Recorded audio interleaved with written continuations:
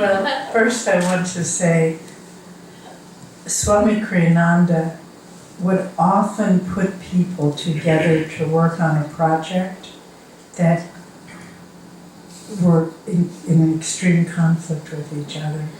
And I saw him do this a number of times, and you think, doesn't he know that they don't get along with each other? Doesn't he know they drive each other crazy? But he did it for their benefit, to get them to try to find a way. And some of them succeeded and some of them didn't. But Swami also said, if you have using the image of a line graph, if you have a test that is exerting that much energy, the way to overcome it is you have to exert that much more energy.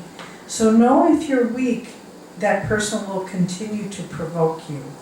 I know some people who I don't say this out loud to anyone, but I mentally think, the provocateur. Some people just like to provoke other people.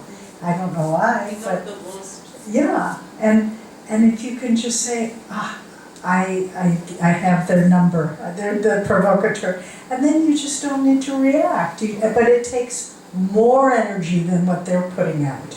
And how does that energy demonstrate? Through inner discipline. I will not let you provoke me. I will not let you get a reaction. And when they see that no matter what they do, you're calm, you're even-minded, it's not fun for them anymore. And so they'll move on to someone who they can get a reaction from. I think what Devi has said is the essence of it. There comes a point where you simply don't, you've reacted the same way so many times that you finally say, it's no use doing this. There was a funny skit done by an American comedian, and basically it was this couple, and in the middle of the winter they always had exactly the same argument, and it would start because they were bored.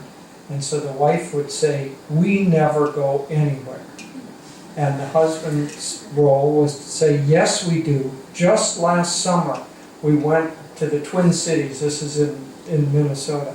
And then her response is, "The Twin Cities, that isn't anywhere. Why don't we ever go somewhere nice?" And his response was supposed to be another rote response. But he broke the mold and said, "Where do you want to go?" And she didn't know what to do with that argument because it wasn't the same route that they had gone in. And so she crazily said, "Let's go to Los Angeles to visit our son." And they went on this trip, had a terrible time because neither one of them wanted to go. It was just a road argument had led them there.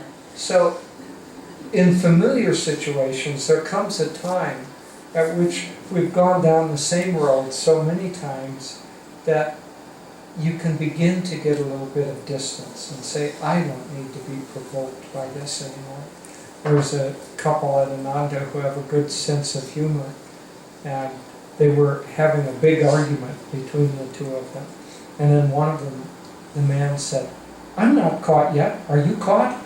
Right in the middle of their argument, meaning that he wasn't totally involved yet. Of course, it broke the bubble and they stopped arguing. There was no fun anymore.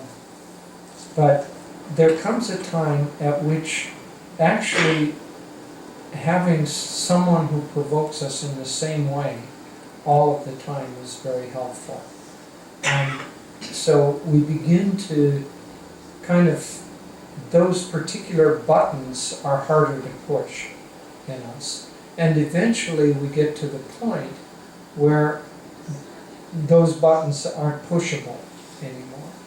No matter what this person says, they're going to have to find completely new strategies to find new buttons in us. So the other thing is, if in the midst of it we can pull back enough, and this is not easy to do, but if we can, it's extremely helpful to say, God, this is you who are provoking me in this way. what is it that you're trying to teach me through this provocation? And pull back just that much, because that is the truth, that circumstances in our life are always trying to teach us a lesson. And if we can ask, what is the lesson? Not, you're wrong and I'm going to have to correct you, but what is the lesson here? What do I have to learn? Then it also is very helpful.